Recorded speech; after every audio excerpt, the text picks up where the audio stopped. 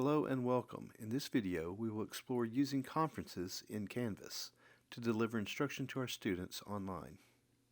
Before students can join you in an online conference, they must be able to navigate through Canvas to your conference. For that reason, the conference link must be visible to students on your Canvas homepage. On the left-hand side of the homepage is a list of all of the sites in your course which can be visited by students. If this side menu is not visible at first, you can make it visible by clicking on the menu icon here. If any of these links have the icon of an eyeball with a slash through it, that link will not appear on the student's screens. If the conference link is not visible, you must make it so by completing the following steps. First, click on Settings at the bottom of the side menu, then click on the Navigation tab at the top. You can scroll down and find Conferences in the lower section of the navigation menu. Click and drag Conference to the top section and place it wherever you want. Be sure to scroll to the bottom of the page and click Save. Now when you click on the home page, you can see that the Conferences link is now visible to students.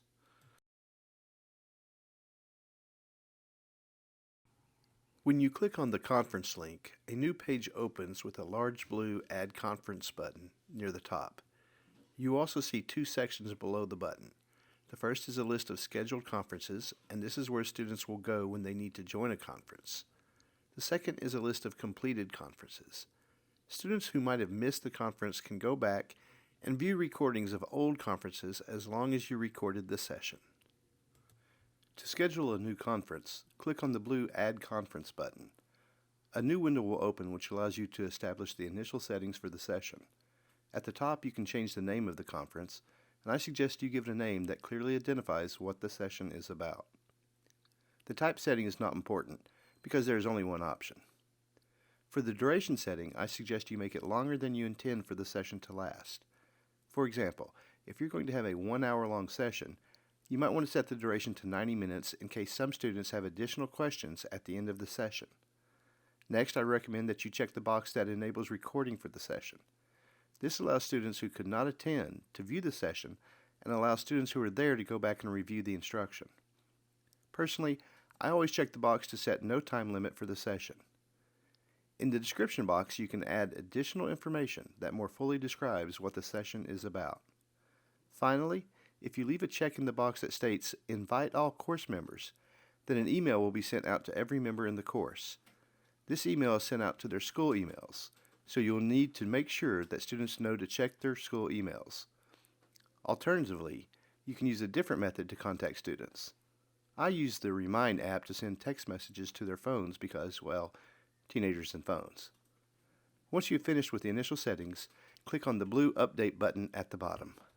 After hitting Update, you will be taken back to the Conferences page where you can now see the conference listed.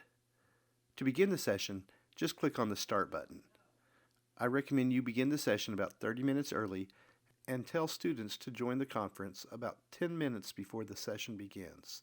This will give you time to iron out any technical difficulties they or you might be having. After you click on Start, this pop-up window appears asking how you would like to join. You have the option of using your microphone or using audio only. You should join by clicking on the microphone icon. Also, any others participating in the session should join this way. Our laptops have built-in microphones, and it is so much easier and faster to run a session where people can actually speak rather than having to wait for everyone to type out their questions and responses. After you click on the microphone icon, you will then have to click on Allow to allow the program access to your microphone. Next, there will be a quick echo test to see if your microphone is working.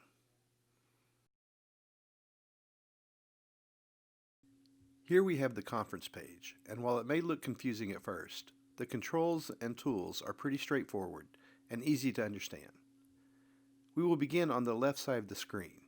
Here there are three main tools: the public chat, the shared notes, and the users.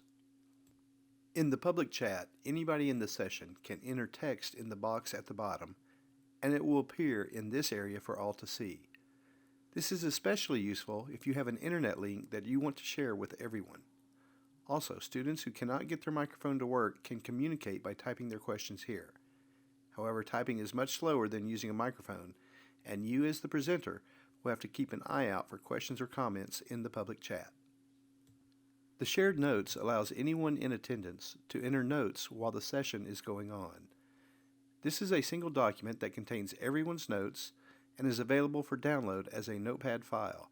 However, shared notes are not captured in the recording process, and all users must open their shared notes pad individually.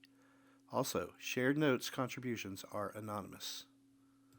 The Users section is very helpful in several ways. To begin, it will list all attendees. You as the presenter will be listed first, and then the rest of the attendees will be listed in alphabetical order. You will also have the ability to mute any user. This is helpful if a student has forgotten to turn off their microphone. Although I doubt it will come into play, you can also kick any user out of the session. You and every other user can also set their status. When I take breaks during a long session, I set my status to away while I step away from my computer. Another helpful status is for students to click on the raise hand icon if they have a question. That will move their name automatically to the top of the list of users, and a short notification will sound to let you know someone has a question. Once their question is answered, they can clear their status and they will return to their proper place in the list. To clear a status, the student will click on Set Status again, and a Clear Status option will be available. If they forget to clear their status, you also have the ability to clear their status for them. I also often use the thumbs up and thumbs down options to see if a group is ready to move on. To minimize this section of the screen, just click on this back arrow and the Notes and Chat section will be hidden.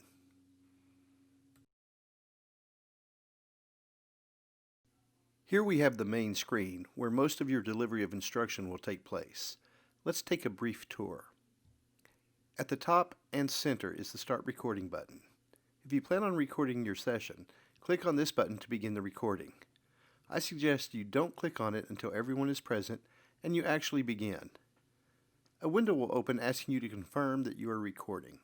Notice that if you press the recording button again, you will pause the recording.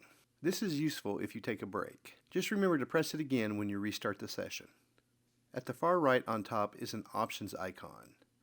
Really, the only option that is important is the End Meeting option. This will end the session and kick everyone, including you, out of the room. The whiteboard comes preloaded with a default presentation. On the first slide that you see here is just some information about Big Blue Button, the company that runs this program. This default presentation comes with a total of 6 slides, this first one and 5 blank ones. You can click on the down button as shown here and select any of the slides, or you can use the right or left arrows to move through the slides sequentially. This is an example of a blank whiteboard, and on the far right you can see 4 icons which we will now explore. The top icon gives you a selection of tools. The first one will allow you to draw a text box and type text in it. You can choose the font size and color. It is important to remember that once you have drawn the text box, you cannot change the size of the box or move it. Also, once you click outside of the text box, you cannot click back in it to edit what you have typed. There are also tools that allow you to draw lines, circles, triangles, rectangles, and even draw freehand.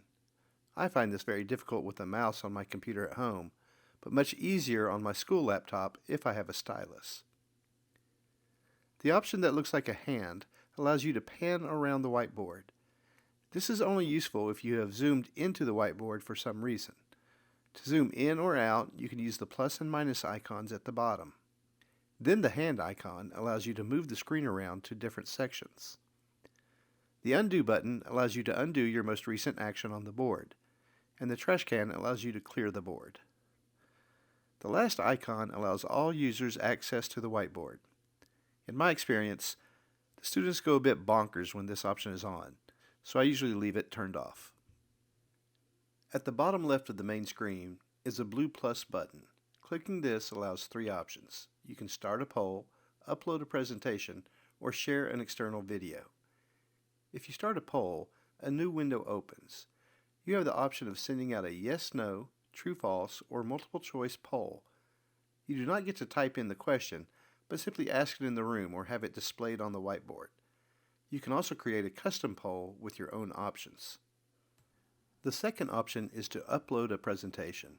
This one is very useful. When you click on it, a window opens asking you to drag a file or browse to a file to upload. The file can be a Word, Excel, PowerPoint, or any PDF file. Once you've chosen the file, click on the blue Upload button at the top. The file will be converted and opened on the whiteboard. Each separate page will be a separate slide in the presentation. In this example, the file I uploaded is only one page, and so I do not have the option to move to a second page. Notice that a new option has appeared beside the blue plus icon. This allows you to send out a quick, multiple-choice poll where students can answer A, B, C, or D. When you send out the poll, this window opens and is only visible to you. Here you can see the results of the poll. If you want to share it with all users, then you can click on the blue bar to publish the results to everyone's screen. If you need to switch back to the default presentation or to a different presentation, click on the blue plus icon again and then click on Upload Presentation. Then make sure whichever presentation you want to appear on the whiteboard has a green check mark and click on Confirm. I usually make sure I have all of my presentations uploaded long before the session begins. The final option in the lower right is to share an external video. Clicking on this opens a window where you can copy and paste a link to an external video on YouTube, Vimeo, Instructure, or Dailymotion. The video will then play at the same time in all users' screens. Here I am sharing a video from YouTube. It is important to remember that these videos are not shared in the recording, so you may want to include a link in the public chat so that students who miss the session and watch the recording can also view the video. Finally, there are 4 icons in the bottom center. The first one allows you to mute yourself. I recommend you do this when you step away from your computer during breaks. However, remember to unmute yourself when you resume the session. I have returned from a break and spent 5 minutes lecturing, only to realize that I had not unmuted myself and no one heard what I was saying. The second button allows you to leave the audio conference, and you will probably not use this button. The third button allows you to share your webcam. So if you're having a good hair day and want your students to see you, click on it. This will open a window that asks to allow your webcam. Then you can view what the students will see. If you like it, click on Start Sharing, and your students will see your smiling face above the whiteboard. You can actually allow the students to use webcams, but too many webcams take up a lot of bandwidth and can cause the app to bog down. When you're done sharing your webcam, just click on the same icon to stop. The fourth icon allows you to share your screen. If you have another program open and want to share it with students, clicking on this will open another window, which allows you to select a second monitor, a different application, or a specific tab in Google Chrome. Here you see me sharing a PDF. This is an alternative to uploading the PDF as a separate presentation. When you're done sharing, click on the same icon at the bottom to stop. A few final notes. One thing you might want to do is to have a welcoming screen loaded before the session starts. Here's an example of the welcoming screen that I use when students first come into the session before it begins. Be sure to ask questions often or have some other means of keeping students engaged. It is difficult for students to pay attention in an online setting, and having some sort of interactivity with them will help them stay focused. If you plan on having a long session, I suggest you give short breaks every now and then. I try to give a short 5-minute break about every 20 to 30 minutes in my sessions. Once again, don't forget to start the recording when the session begins and to stop it at the end. This is very important for students who are unable to attend the session in person. Finally, don't forget to use your other online tools, whether it's Mastery Connect, the AP website, online quizzes, or submitting copies to Canvas. There are many ways to add to the experience of the Canvas conference. Thank you for watching, and I hope you have found this video helpful.